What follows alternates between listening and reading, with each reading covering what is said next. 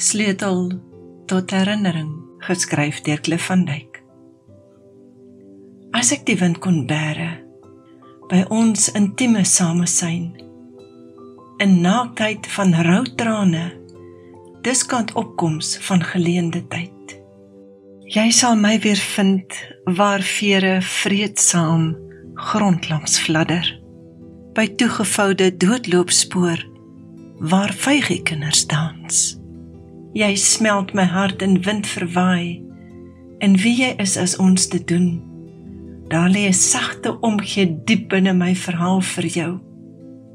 Sal jy groet voor jy weer gaan, en weerloosheid my ondermyn, in 7 laaste vrae, wat ek eendag graag vir jou wou vra, smeekend stil lê elke môre, waar ek steeds na jou verlang.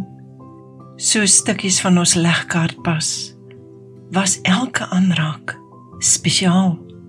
Jou woorde van vir altyd veroulaas in ons opgebreek, misterie van die eeue, agter elke horison versteek.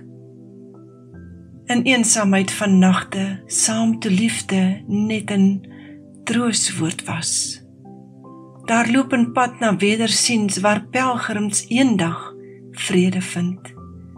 10 minute van jou tyd in ongeskonde lag versteek.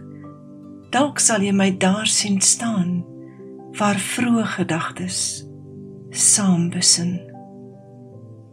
Geskryf deur Klif van Dyk, gelees deur Margaret Bennett.